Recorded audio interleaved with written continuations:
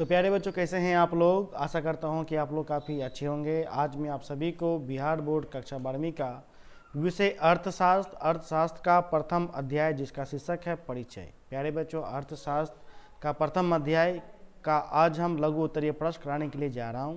प्यारे बच्चों, प्रथम अध्याय का लेक्चर वीडियो मैंने ले लिया था, इसलिए इस वीडियो में आज मैं आप सभी को लघु उत्तरीय प्रश्न कराऊंगा।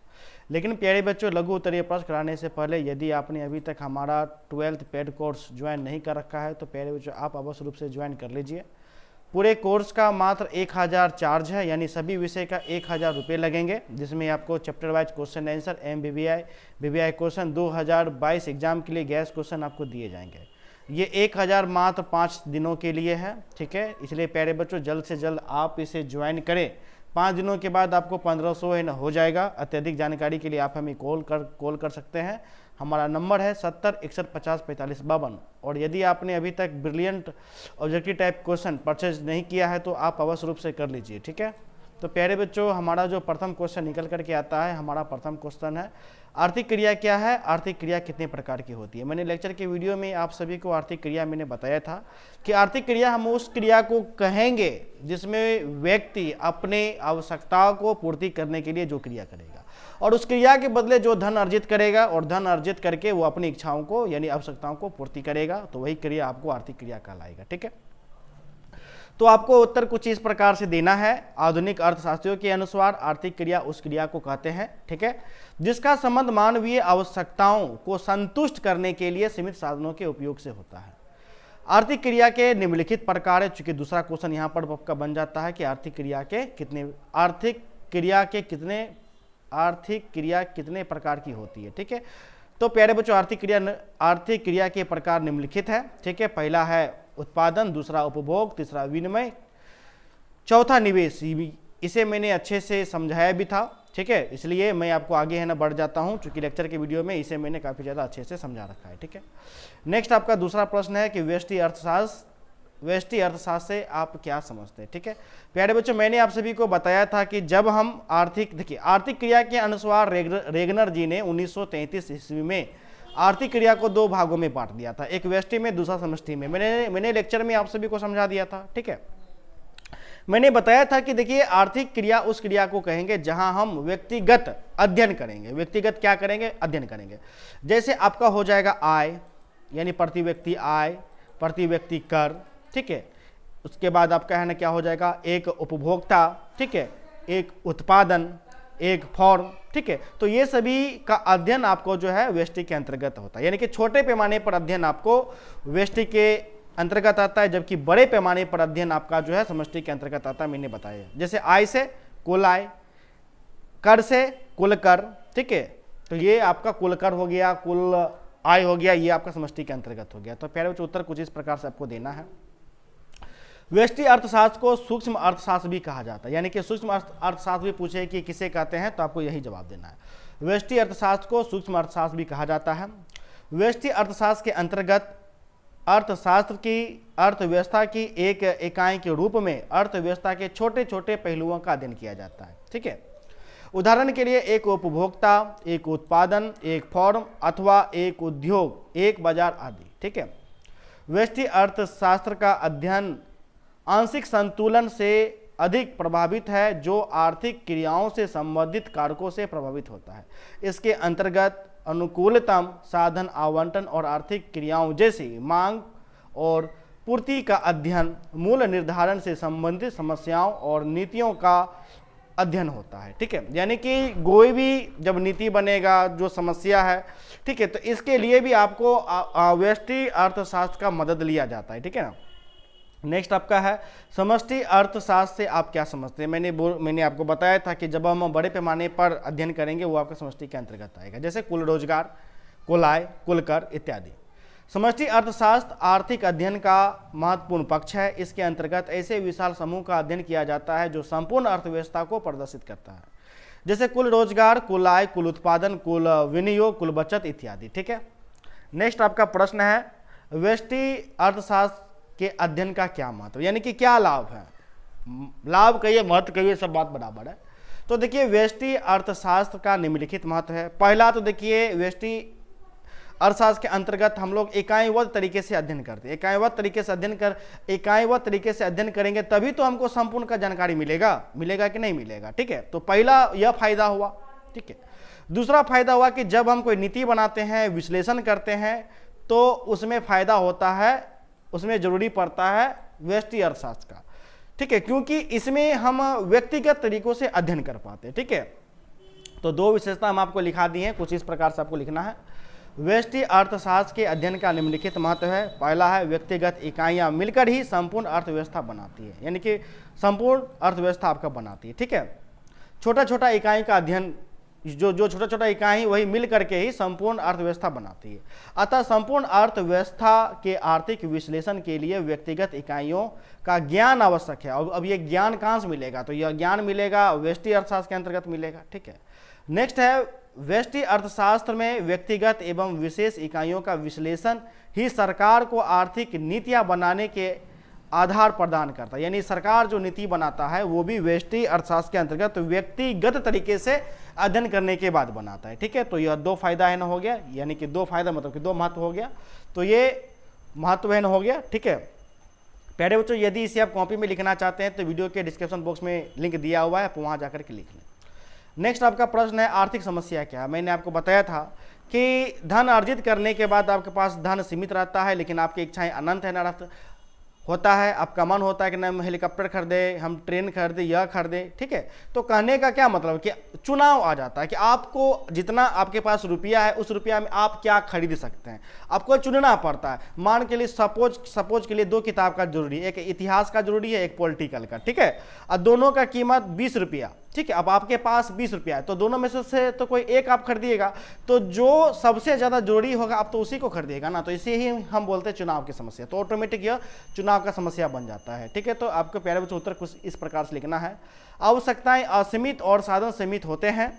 सीमित साधनों के वैकल्पिक प्रयोग होने के कारण इन साधनों एवं असीमित आवश्यकताओं के बीच एक संतुलन बनाने का प्रयास किया जाता है और इसी प्रयास से चुनाव की समस्या उत्पन्न होती है। इस प्रकार की आर्थिक समस्या मूलतः चुनाव की समस्या है। ठीक है, आर्थिक समस्या की परिभाषा एरिक रोल ने इस प्रकार दी है। आर्थिक समस्या मूलतः चयन की आवश्यकता से उत्पन्न होने वाली समस्या, यानी चयन जो अभी हम चुनाव होता है, चयन की आवश्यकता से उत्पन्न होने वाली समस्या है। यह वचन है जिसमें वैकल्पिक प्रयोग वाले सीमित साधनों का प्रयोग किया जाता है। यह संसाधनों के मितव्ययी उपयोग की समस्या है। ठीक है, नेक्स्ट आपका प्रश्न है, आर्थिक समस्या क्यों उत्पन्न होती है? यानी जो समस्या है ये आखिर उत्पन्न क्यों होता है? ये हम लघु में लिखाए हुए हैं, दीर्घ में इसको डिटेल से हम आपको लिखा देंगे। चूंकि यह लघु है इसलिए मैंने 3 पॉइंट देकर के छोड़ दिया।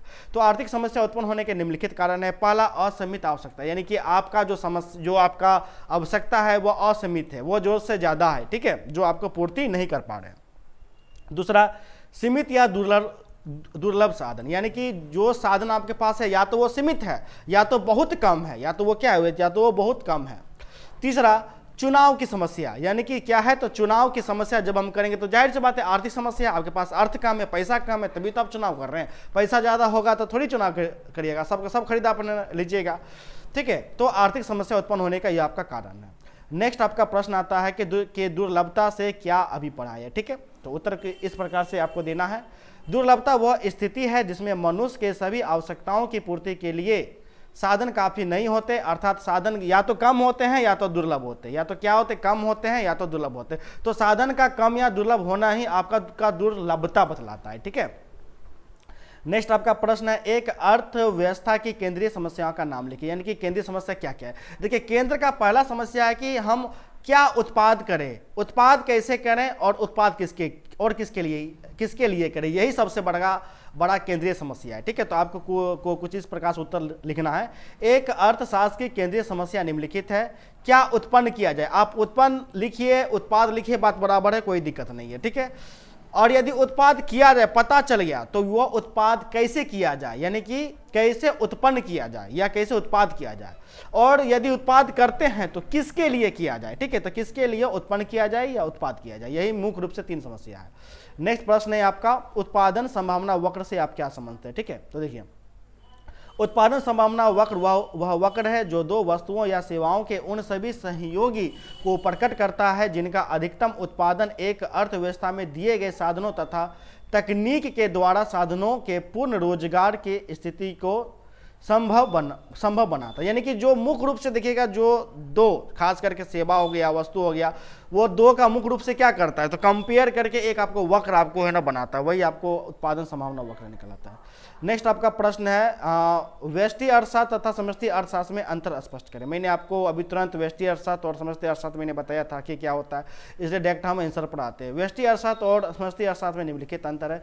पहला, व्यष्टि अर्थशास्त्र जो होता है इसमें हम क्या करते हैं, तो इसमें हम लोग व्यक्तिगत स्तर पर अध्ययन करते हैं, अर्थात व्यक्तिगत स्तर पर आर्थिक समस्याओं का अध्ययन किया जाता है। यानी व्यष्टि अर्थशास्त्र के अंतर्गत व्यक्तिगत स्तर पर आर्थिक समस्याओं का अध्ययन किया जाता है, जबकि समष्टि के अंतर्गत हम क्या करते हैं, इसमें संपूर्ण अर्थशास्त्र के आर्थिक इकाइयों का अध्ययन होता है। जैसे संपूर्ण मतलब क्या हो जाएगा, कुल बचत, कुल रोजगार, कुल आय, इसमें क्या लग जाएगा, सिर्फ आय होगा यही, यानी प्रति व्यक्ति आय, प्रति व्यक्ति कर, ठीक है, प्रति व्यक्ति रोजगार। दूसरा पॉइंट है एक उपभोक्ता, एक फर्म आदि व्यष्टि अर्थशास्त्र के उदाहरण है, जबकि समष्टि के क्या है, राष्ट्रीय आय, कुल उपभोग आदि समष्टि अर्थशास्त्र के उदाहरण है। ठीक है, नेक्स्ट आपका पॉइंट हो जाएगा इसमें एक वस्तु की कीमत के निर्धारण का अध्ययन होता है। ठीक है, जबकि समष्टि में क्या होता है, इसमें एक सामान्य कीमत स्तर पर अध्ययन होता है। ठीक है, नेक्स्ट आपका चौथा पॉइंट है इसमें व्यक्ति एवं व्यक्ति के व्यवहार का अध्ययन होता है, यानी कि सिर्फ व्यक्ति का ही अध्ययन होता है, जबकि समष्टि के अंतर्गत पूरे समाज का होता है। यानी समाज तो बहुत बड़ा है, बहुत सारे लोग रहते हैं, तो यह यानी कि व्यापक ढंग पर है, इसलिए समष्टि के अंतर्गत इसमें समाज एवं समाज के व्यवहार का अध्ययन होता है। ठीक है, ये आपका 10वां प्रश्न है ना हो गया है। नेक्स्ट प्रश्न पर हम आते हैं अवसर लागत क्या है। ठीक है, तो देखिए अवसर लागत मुख्य रूप से मान के चले आपके पास जितना बड़ा भूभाग है, इस भूभाग में आप 10 क्विंटल गेहूं उत्पाद करते हैं, तो गेहूं के जगह यदि आप इसी भूभाग पर यदि आप 8 किलो चावल का खेती करते हैं तो यही आपका हो गया 8 किलो क्या हो गया, तो 10 किलो क्विंटल के 8 किलो क्विंटल का ये आपका अवसर लागत हो गया, इसी को हम लोग बोलते हैं। ठीक है, तो उत्तर आपको कुछ इस प्रकार से लिखना है। आधुनिक अर्थशास्त्रिक वास्तविक लागत के स्थान पर अवसर लागत शब्द का प्रयोग करते हैं। कुछ आधुनिक अर्थशास्त्रियों ने इसे वैकल्पिक लागत आदि नामों से पुकारा है। किसी वस्तु को प्राप्त करने अथवा उत्पन्न करने के लिए जिस दूसरी वस्तु या वस्तुओं का त्याग करना पड़ता है वह त्याग ही प्राप्त की गई वस्तु की अवसर लागत कहलाती है। जैसे गन्ने के उत्पादन के लिए जितने गेहूं का बलिदान दिया जाएगा वही गन्ने की अवसर लागत कहलाएगी। हालांकि हम यहाँ चावल का एग्जाम्पल ले लिए थे। ठीक है, नेक्स्ट है सीमांत उत्पादन संभावना क्या है। तो देखिए सीमांत उत्पादन संभावना दो वस्तुओं के उन संयोगों को दर्शाती है जिनका उत्पादन अर्थव्यवस्था के साधनों को पूर्ण रूप से उपभोग करने पर किया जाता है। ठीक है, तो प्यारे बच्चों यह आपका प्रथम अध्याय हो गया। इस प्रथम अध्याय में सिर्फ परिचय है, ज़्यादा क्वेश्चन नहीं आता है इस अध्याय से। ठीक है, इसलिए इसमें मैंने बहुत कम ही एमवीवीआई चिन्हित किया, मात्र एक ही प्रश्न को एमवीवीआई चिन्हित किया है और 2 को वीवीआई किया। इसके अलावा मैं नहीं किया हुआ हूँ क्योंकि ज़्यादा इस चैप्टर से आपको प्रश्न नहीं पूछे जाते हैं। जो प्रश्न आपको बनता है वो दूसरे अध्याय से बनता है। ठीक है, दूसरे अध्याय से, इसलिए दूसरे अध्याय को हम एकदम डिटेल से समझेंगे, यानी फुल्ली तरीके से समझेंगे। ठीक है प्यारे बच्चों, देखिए हमारे पास समय कम है, इसलिए मैं आपको फास्ट में आज से मैं समझा रहा हूँ, आपको अनुभव हो ही गया होगा। आप लोग कहते भी होंगे लगता है सर जो है बहुत स्पीड में आजकल समझा रहे हैं। अरे भाई क्या बताएं, क्लास भी लेना पड़ता है। ठीक है, 11th class, 12th class, BA का, तो दिक्कत है। फिर भी कोई टेंशन नहीं लीजिए, हम आपको अक्टूबर तक समाप्त करेंगे ही करेंगे। मैं